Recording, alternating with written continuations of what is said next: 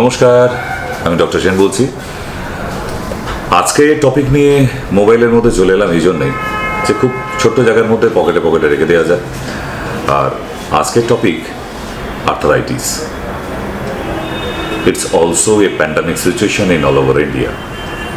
একটা পরিবারে যদি 4 জন মানুষ থাকে, তাদের মধ্যে 2 জনের কোনো না কোনো জয়েন্টে পেন হচ্ছে। আর এই যন্ত্রণা যাদের শুরু হয়ে গেছে তাদের রাতের ঘুম অবধি হচ্ছে না, এক্সট্রা করে স্লিপিং পিলস নিয়ে ঘুমাতে হচ্ছে। আচ্ছা, আর্থারাইটিস কেন এখন হচ্ছে?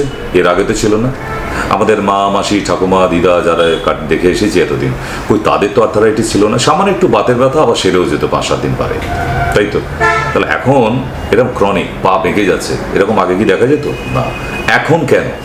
নাম্বার 1, যেদিন থেকে মডিউলার কিচেন আবিষ্কার হয়েছে আমাদের ভারতবর্ষের বুকে, বিশেষ করে বাংলায়, নিজের বাপের বাড়ি আর পাশের বাড়ির লোককে দেখাবার জন্য কোনো মানে ছিল না।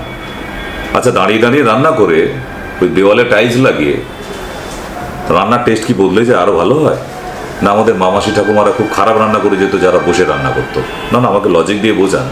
তাহলে এই দাঁড়িয়ে দাঁড়িয়ে রান্না করে যদি আপনার নি জয়েন্টটা বরবাদ হয়ে যাচ্ছে, যাকে বলা হয় অস্টিওআর্থ্রাইটিস, কেন করছেন? তাহলে ওভেনটাকে নামান, বসার সিস্টেম করুন, নিজের হাঁটুটাকে ঠিকঠাক রাখুন। পাশের বাড়ির লোককে দেখাতে গিয়ে অনেক হয়েছে, এমন একটি রোগ বাঁধিয়ে ফেলেছেন যেটা নি রিপ্লেসমেন্ট ছাড়া আপনার কাছে আর কোনো অপশান নেই, ঠিক? আর এই অপশানে যেতে গেলে একবার ঘুরে আসুন যে নি রিপ্লেসমেন্ট করার পর তারপরে পিকচারটা কি, ঠিক? সেই জন্যই আপনাদের বলা যে আর্থারাইটিস আমার ইউনিটে অন্তত, আমি ডক্টর সেন বলছি দায়িত্ব সহকারে, no need any knee replacement. Normally মেডিসিনের মাধ্যমে এবং পঞ্চকর্মা থেরাপির মাধ্যমে, যেটা একমাত্র কর্ণাটক অ্যান্ড কেরালায় দেখা যেত, পশ্চিমবাংলায় একমাত্র আমাদের ইউনিটে হয়, এবং এটাই লাস্ট ট্রিটমেন্ট। এরপরে আর কিছু লাগবে না আপনার। আপনি নর্মালি বাই মেডিসিনে ট্রিটমেন্ট করে হাঁটা, চলা, দৌড়ানো, সিঁড়ি ভাঙা সমস্ত কিছু করতে পারবেন। ডাক্তারবাবু যে আপনাকে বলে দিয়েছিল আপনি একদম মাটিতে বসার চেষ্টা করবেন না, আমি অ্যাসিওর দিয়ে বলছি আপনি বসতে পারবেন, এবং প্রমাণ সহকারে। কারণ প্রথম আমি 15 দিনের মেডিসিন দিই, যদি ভুল হয় 15 দিনে হবে, যদি ঠিক হয় 15 দিনই হবে।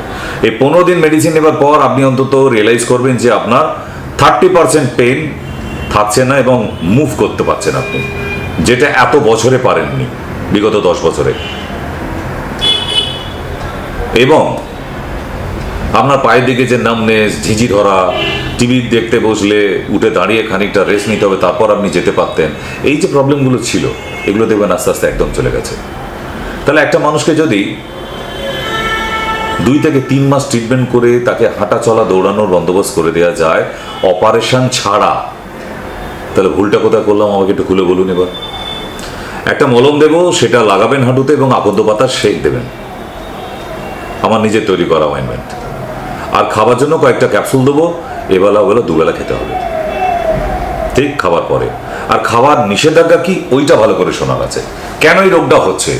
শরীরে প্রচুর পরিমাণে প্রোটিন ইনক্রিজ করে বেড়ে গিয়ে এটা হচ্ছে।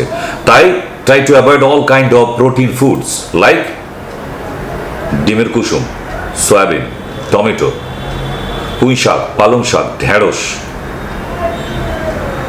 ছোলা, ছাতু, ভুট্টা, দানা জাতীয় সবজি একদম নয়, অ্যাভয়েড।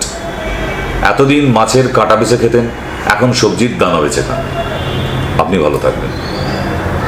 আর যোগাযোগ করতে পারেন যে কোনো joint pain, spondylosis, ankylosing spondylitis, osteoarthritis, এবং যেটা সারানো যায় না, রিউমাটয়েড আর্থ্রাইটিস, ঠিক? ফোন নাম্বার নিচে দেওয়া থাকছে, যোগাযোগ করুন। আজকের জন্য নমস্কার।